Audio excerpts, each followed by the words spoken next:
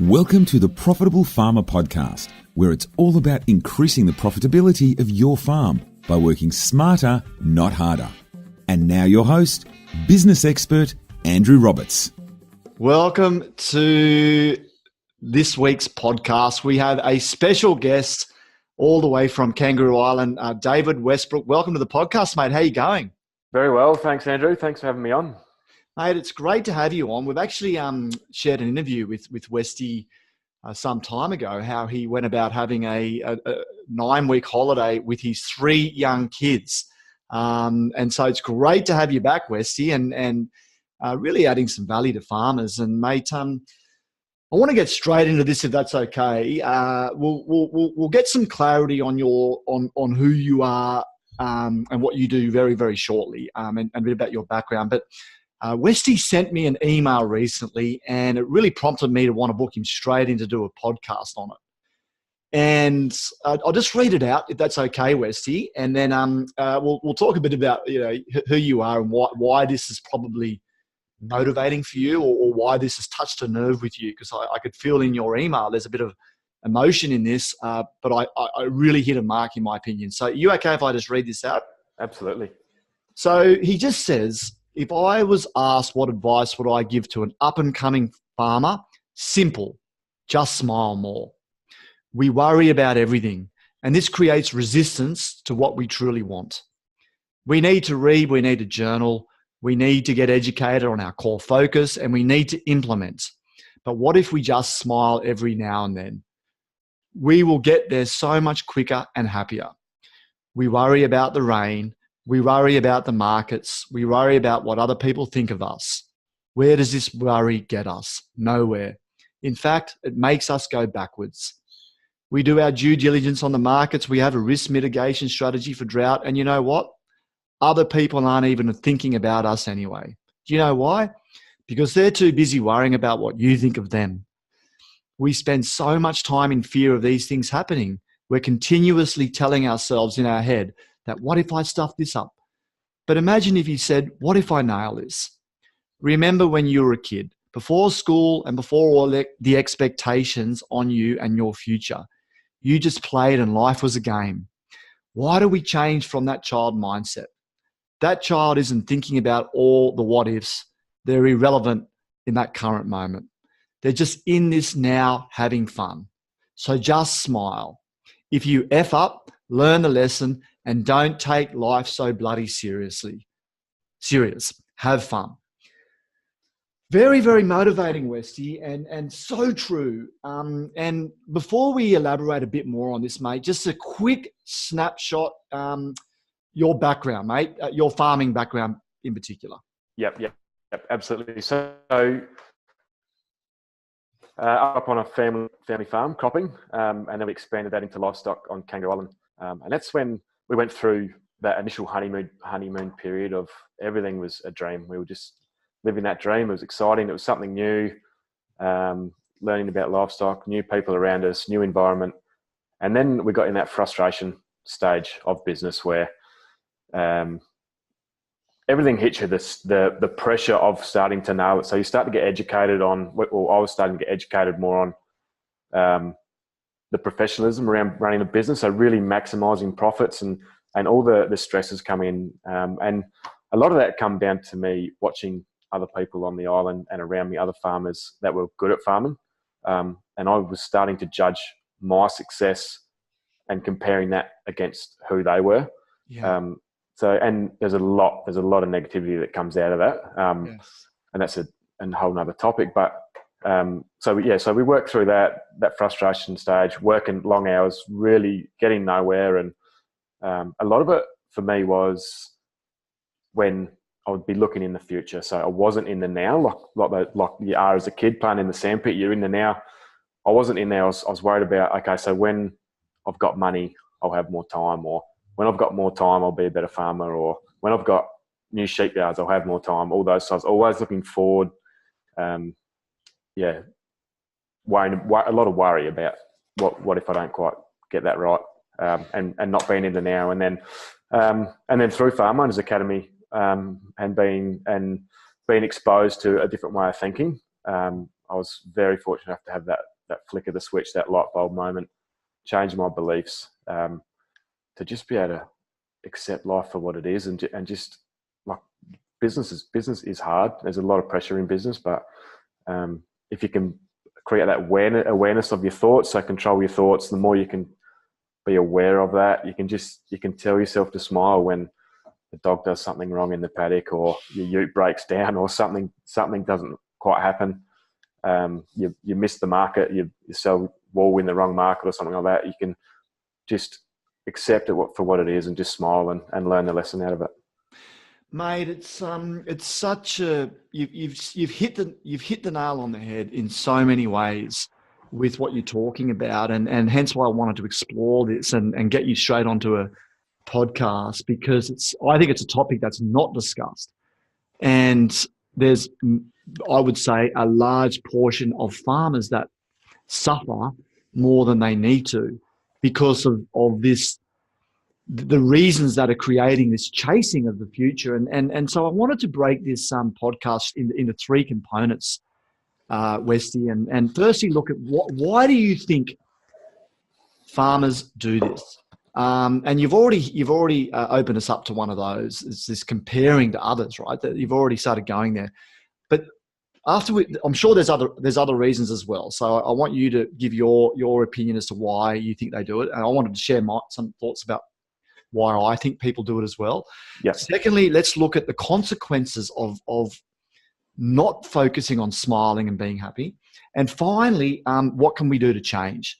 Okay, so what are some tools that you've picked up and learnt that help the farmer recognize that, yeah, they're not enjoying the journey as much as they could. What do they need to do to change? So, mate, let's just get straight into it. And you mentioned earlier this expectation of, or comparing yourself to the neighbour, or let's talk a bit more about that one, Westy. Why does that cause a farmer to not enjoy the current moment?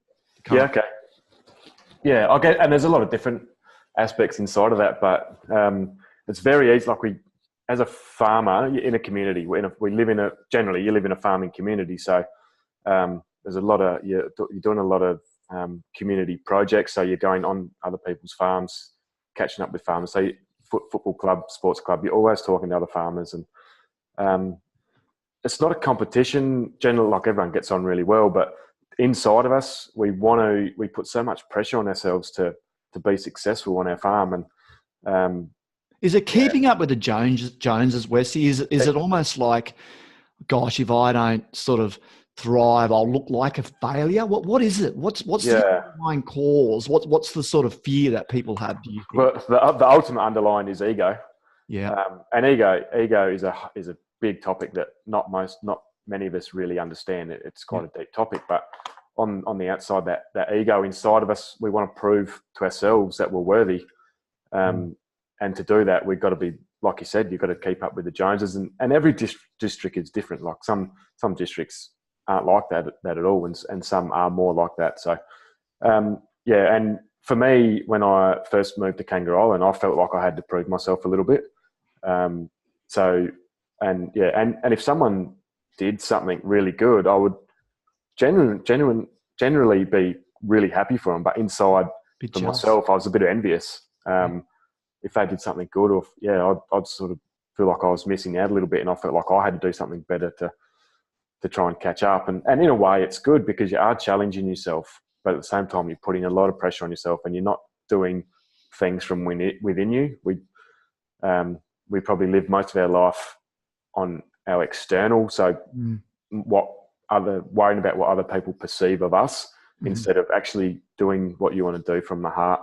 And when I flicked that switch and started actually genuinely living from inside myself, and doing stuff for me rather than trying to impress other people, it just completely changed my life. Okay, so hold that, because I'm going to come back and explore that when we share some ways to help people change, because that's obviously something that's really worked for you. But Westy, let's just go back to this pressure that you see farmers placing on themselves, and obviously you've been through this. And I mean, what sort of self-talk might you put on yourself, and how does that stop you smiling? obviously the email you sent to me is to tell a farmer just smile more. But what are you seeing? Is it causing farmers to be grumpy, irritable, frustrated, angry? What are some of the behaviours that are coming out of this pressure that they're putting on themselves? Yeah. A lot of negativity deep inside. There's negativity. They don't see. You don't see it, so you're not aware of it. And I've definitely. So basically, going from unconscious thinking. And it's very easy. You can spend a day on the farm, and at the end of the day, you're like, what did I actually do, or what did I think about? And you're unconscious, and when you're unconscious, you're not thinking about the thoughts inside of your head. And you've obviously got that little monkey inside of your head that is always talking to you. But when you actually take note of what he's saying, you can change what that little monkey says, and you can, like, I don't know, for example, you can sit in the sheep yards and drench sheep all day and just think about things that aren't important. Or if you're aware of that, you just smile, you look at your sheep, you look at your environment, you're absorbing the moment that you're in, and almost zooming out from Google Earth type thing and looking in on the situation rather than just sort of completely just zoning out, I suppose. Yeah. And okay, so we've spoken about comparing yourself to your neighbours, and the other thing that I would add to this that I experience and see, not just with farmers, this is with a large portion of the population, Westy, is there's an expectation of where you think you should be in life. Yeah. And what I see is if that expectation isn't met, it creates unhappiness. In fact, I would almost say that most depression and unhappiness is created because the current reality of what's happening around you is not matching your expectation of what you want it to be. Yeah. And farming's a really interesting game, isn't it? Because if you are in a tough environment with prices and drought, that can really throw your expectation of how you want your current reality. Because what you want your current reality, of course, don't you, to be, beautiful, green, and prices to be amazing. And when things are going well, correct me if I'm wrong, but everyone seems to be a bit happier, right? So when there's good rain around, the prices are good. Farmers seem to be really joyful. It's when those expectations aren't being met, Westy, and I'm not sure if you'd agree with me, but people all of a sudden stop smiling and stop. And all of a sudden they're allowing an external situation that's outside their control. Yeah, absolutely. How they feel. What else would you say to that one? Expectations not being met, and also an expectation of, I should be wealthier at this age, or I should have more money, or I should have a bigger shed, or I should be driving a better quality Hilux, right? These are all shoulds, right? That put unnecessary pressure on us as humans, which cause us to feel unhappy. Yeah. And if anyone has to get it right, it's farming, because like I said in that email, there's so much. Well, a majority of farming doesn't go to plan. We can't control the weather. We can't control the commodities. There's so many things that we can't control that we worry about. So why worry about them? Why do we let these things get to us? And I guess farming is that big one. So if we can just enjoy it, accept that farming is dealing with all these unknowns. So when they come your way, accept them for what they are. And I've been fortunate enough, I haven't had to go through significant issues that other people go through. I haven't had a severe drought on the island. I haven't, and there's so many other tragedies that can happen in people's lives that I can't speak for, but everything that's happened to me, all the negatives that happened to me. So I clearly remember one of the first things after learning this sort of concept was we had a break of the season in July, which was one of the latest on record for Kangaroo Island, and it was dusty and dry, and the sheep started lambing in confinement and all that sort of stuff. And to start with, I sort of looked at that as, like, I was talking to other people around the district, and it was, when's it going to rain? This is dusty. This is terrible. So the words I was using were all negative words. And when I flicked that around, I said, okay, how can I make a bad situation into a good situation? And the first thing for me was, okay, I know Kangaroo Island's not the only place that's ever had to do this. Who else has had to do this? Who can I ring? So I knew a few farmers up in the New England area that had done similar the previous year. They were feeding ewes while they were lambing in a tough season. It gave me a great opportunity to make friendships with other farmers that I didn't really know that well. I rang them, spoke to them, learned a lot about my farm, about their farms that I could implement on my farm in the current situation. So basically being thankful for anything negative that happens in your life, because it's there for a reason, and it can teach us a lesson. Mate, it's on the money, and we're diving into a little bit about what we need to do to change, and to elaborate a bit more on what you've just said, and totally correctly said, is you might not be able to change a certain situation in your current reality, but you can absolutely control how you react to that situation. And there's that fantastic story that I read about, and I'm not going to get this 100% right, Westy, but I'll be semi-close. But it was about a lady who was sitting on a bus. She was a journalist. She was in America, and they pulled into a bus stop, and they picked up a father and 3 children. And they sat down, but the kids were running up and down the bus like maniacs. And this journalist found herself judging the kids and particularly the father, thinking, this is driving me insane. Like, why isn't this guy doing anything? And she spent the next 10 minutes angry at this current reality, right? There's something that was happening around her, and she found herself getting very stressed, very frustrated, to the point where she couldn't handle it anymore. And she had to walk up and intervene. And she sat down next to behind the guy, the father, and she said, listen, I've just noticed your kids are out of control. Is there anything I can do to help you help them?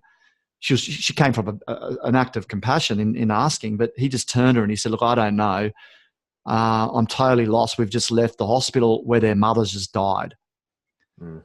And it was a story, that story really resonates very strongly for me, Westy, because 2 things too. I mean, she felt herself reacting to a situation that she didn't even have all the facts on, number one. And we get this in road rage, right? Someone might cut you off on the road and it might cause you to get really upset. However, who's to say that person cutting you off hasn't just had a horrific situation in their life, right? Absolutely. And so the point is that if you actually look at it, when something dramatic happens in our lives, there's a gap between something happening and how we react. And, my father, who's a farmer, if the dog did something that did something against what he wanted, his reaction was horrible. Like, Dad, he lost it. The amount of times I saw my father completely lose it over a dog not going his way. Now, there's a gap between the dog doing something and how he reacts. But Dad, the stick would be picked up and thrown. It's quite funny if I look back on it now. And he just go into a tantrum, Westy. And I kid you not, sometimes that dog not doing what he wanted would cause him frustration and anger for the whole day. Yep. And he would carry that home, and he'd still be pissed off walking in the front door. And then Mum would cop it and we'd all cop it, purely because he had a situation that happened in his day that caused a negative reaction. And I think what you're saying here is you can't control a lot of these events, right? But you can absolutely control how you choose to react. And what you're saying is maybe learn to react with a smile. Yeah, absolutely. Yeah. And there's a million ways you can do it. Yes. But the smile, as soon as you put that smile on your face, it's awareness. You've accepted the moment, and you raise your frequency. Yes. And I've seen, since we've done the Farm Owners Academy course, so dogs used to frustrate me, and sheep would get boxed up, and things wouldn't work on the farm. And we have so many things on the farm that there's so many opportunities for things to go wrong. And when I raised my happiness, yes, when I saw everything from gratitude and from a positive aspect, I've been through it. I've heard that if you are on a good frequency, if you're happy, life will flow. And then to actually experience that, it was amazing. So nothing would go wrong on the farm when I was on that real high, happy. You just felt like you were dancing on the farm every day. And yeah, and mate, I totally concur with what you're saying. That when you're smiling and happy, it's the old saying. What is it? When you weep, when you laugh, expect others to laugh with you. But when you weep, you'll weep alone. Yep. But and this leads me so well into this second part, Westy, which is the consequences of being in whingy, whiny personality type, always frustrated, always grumpy, always stressed, never really smiling, always doing it tough. I mean, what are the consequences of this? What happens if you stay in this energy of darkness or negativity? Yep. Yeah. Well, it's a downward spiral if you can't dig your way out of it. But the classic saying of your thoughts are your reality, and what you're thinking is reality. If you always saying to yourself, this always happens to me. I never get the rain always misses me, or the rain always goes past our farm, or I never get to sell my wool at the top of the market. All these sort of things, and then it actually happens. It's a belief that you embed inside your mind. If you can change the way you think and watch those words, and tell yourself that you always at the top of your game, you always, everything always goes right for you. It rains at the right time, or you got good sheep, and all the positives, I suppose. So just awareness of what you're saying to yourself. Take those negative words. Watching your words. Take your negative words, replace them with positive words, and it's like a muscle when you go to the gym. And I've heard you say this before, Andrew, too. Like, you've got to train it. You can't. So the more you watch your words, you'll still say negative things. You'll still be negative in situations, but the more you train yourself, the better you get. And all of a sudden, you've completely flipped the switch. Mate, it's huge. It's actually known as a self-fulfilling prophecy. And a self-fulfilling prophecy is you're so busy concentrating on something that you'll actually create it. It's almost like, Westy, if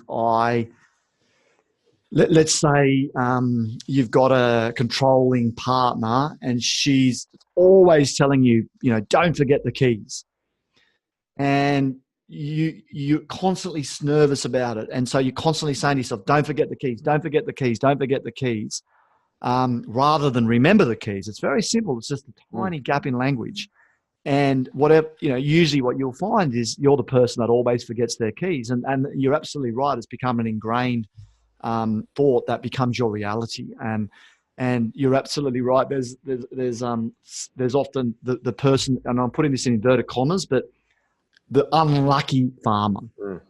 Why are we the ones where it never rains? Or why is it that it's whinge, mow, and they become the unlucky farmer, and it actually develops into victim, poor me syndrome, and it almost develops into a situation that I see, Westy, where they think by looking sad and sorry they're going to get more sympathy from everyone else.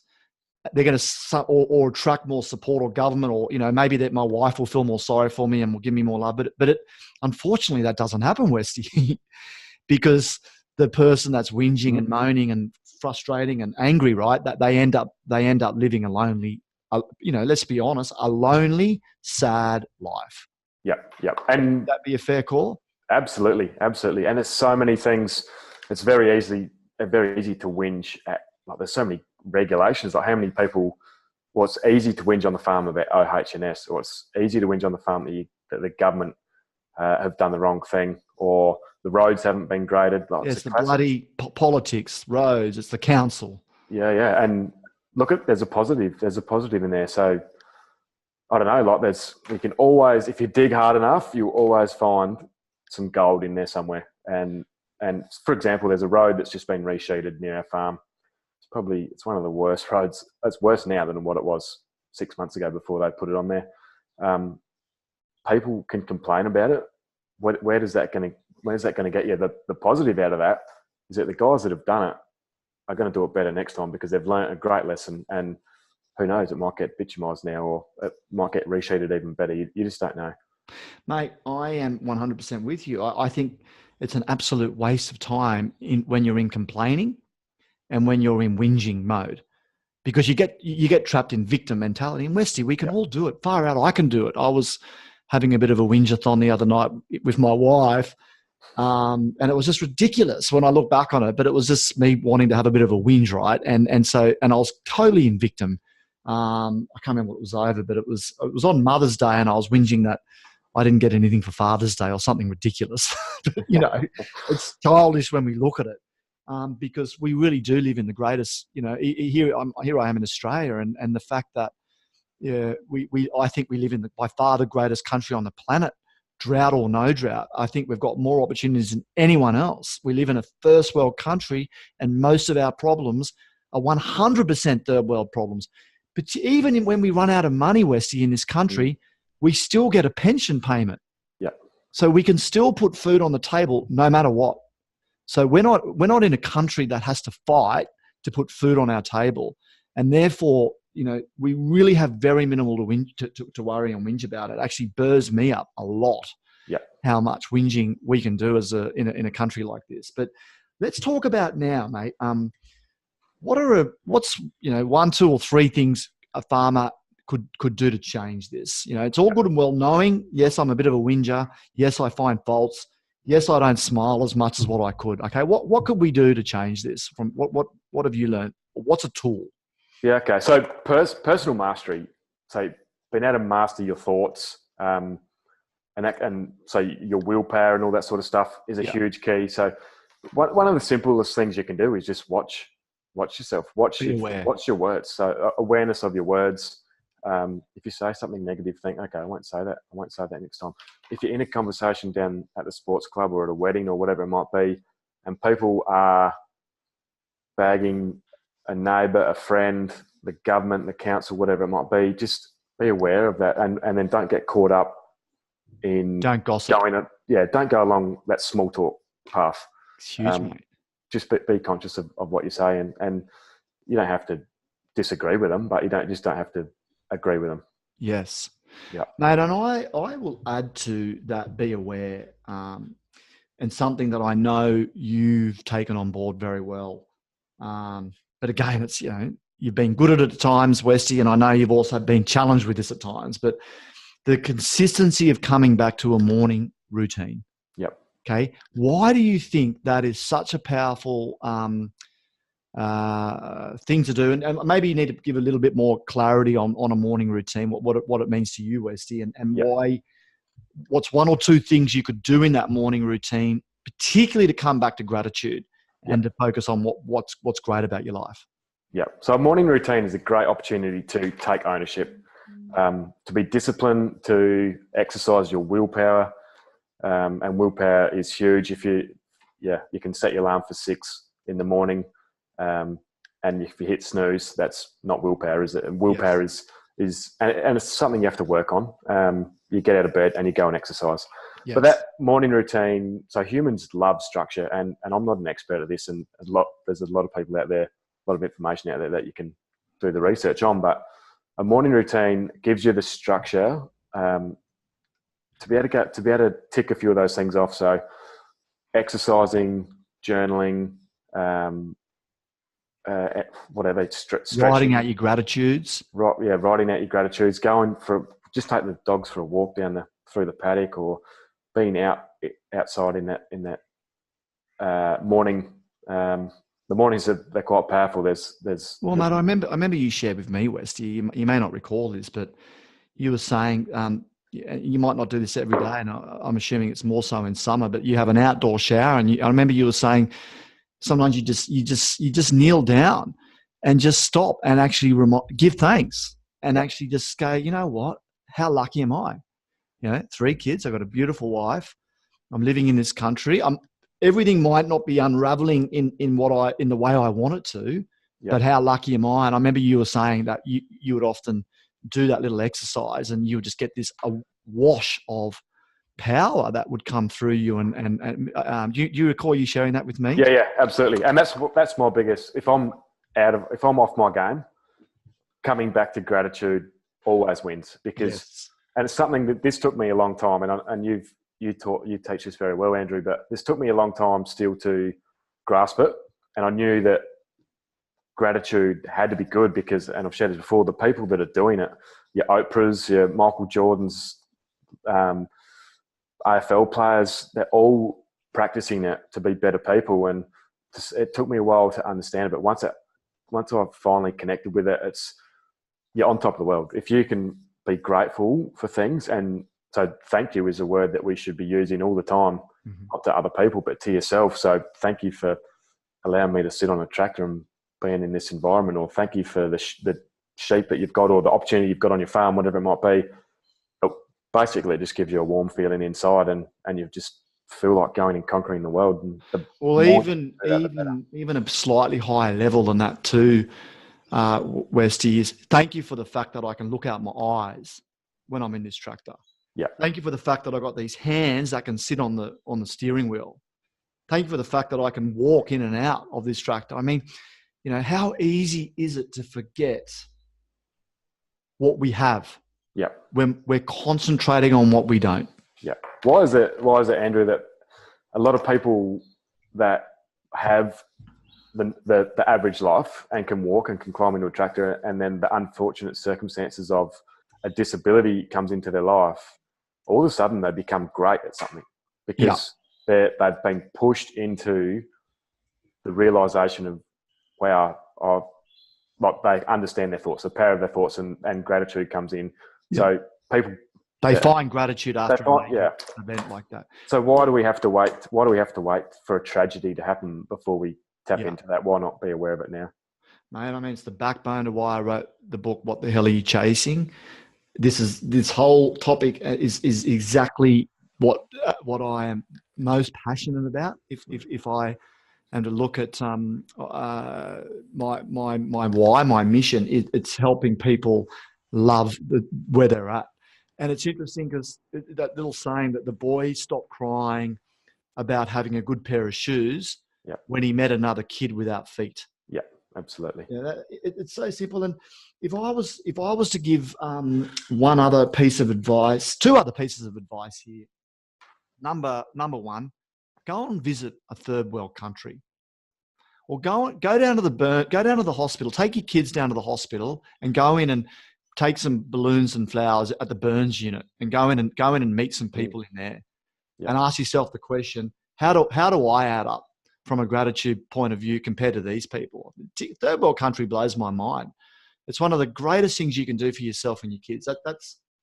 That's one of the first things, to wake up to what we have. The second thing that I would suggest, which would make a significant impact, is cut media out of your life. Limit yourself, Westy, to 1 hour a day of media. Now, that is checking Facebook, that is checking the news, watching any TV show, watching anything at all. 1 hour a day, limit yourself. Yeah. Because it is so frigging negative. And I find, for whatever reason, farmers seem to be addicted to ABC News. I don't know what it is, or talkback radio, mate. And I'm just like, man, if you really listen, it is so much bitching about other politics, or the latest death that's happening here, or why our economy's in recession, or whatever it is, and that just rubs straight into you. So if you minimize that rubbish, it will make you happier. So that's one other piece of advice. Absolutely. And social media can definitely be used in a positive way. So it can be used wrongly and rightly. If you can use it rightly, like my Instagram page is filled with positive stuff, and so much learnings on there. Yes. So I don't use the other stuff so much that's a bit out of my control, but you can control what you intake. The feed is on your Instagram. So to a point too. So right. To a point where, more than a certain amount of time on one of these in a day will fry your head anyway, positive or negative. But you're absolutely right. If you tune into positive stuff, it's significantly better than being distracted by negative. Absolutely. And not while your kids are nagging you to go play with them. It's not when you want to be sitting on there watching social media. So it's definitely got to be done right. You're absolutely right. Oh yeah, mate. And I've had my issues with addictions to this thing. There's no doubt about it. Mate, really great to hear from you, Wes. You make a fantastic point. So relevant. Please, if you're listening to this, please share this with another farmer. I really feel that many farmers out there in the conditions we're in at the moment, I don't think I don't think it's healthy for us, Westy, to feel sorry for them, right? I want to close off with that point. Be very careful feeling sorry for someone, because if we're feeling sorry for someone, then you're giving them even more permission to feel sorry for themselves. Yeah, lead by example and inspire them to raise up. Yeah, lead by example. So if you think there's a farmer out there that might benefit from just hearing this, and Andrew, what would be a couple of things going away from this podcast that someone could, if someone resonates with this, go and tap into right now? Mate, look, from what you've said, in summary, I think more awareness on what you're actually thinking and learning just to smile when something happens. Paying attention to your reaction, implementing a morning routine, where you focus on your gratitudes and you write down, what's great about your life. Limiting media, which we've spoken about. There are three things that come to mind immediately for me, Westy. Can you think of anything else? No, that's pretty good. I think one, and obviously there's a lot of, so YouTube and like this is the stuff that you teach in Farm Owners Academy, which is not what I expected 4 years ago when we joined up, but it's been the biggest thing that we've got out of it, is that the personal growth side of it. It's been amazing. But so I was overwhelmed early, and some people listening to this podcast might feel the overwhelm of where do I start, or what do I do, and how do I get there? And after a while, I realised it's a marathon. It's not a sprint. Yeah. So on my whiteboard in my office at the top, big words was patience and consistency. And that's what it was for me. So just being patient, not trying to get there too quick, but at the same time, consistently showing up and putting those little disciplines in your life, and looking around, where can I get more better educated on this? Mate, love it. If you really would like a process or a system to help you get more control or structure over this topic, reach out to us. Our details are all over the website, but you can contact us off our website, farmownersacademy.com, or just send an email through to us, support@farmownersacademy.com, and we'll book you in for a chat and see if we can help you. We have a couple of programs that really assist you not run just a great business, but also have a great life. That's what Smile, make yourself and all smile nice and smile. Good on you, Westy. Appreciate it, buddy. Thank you so much. No worries. Thanks, Andrew. See you, mate. See ya.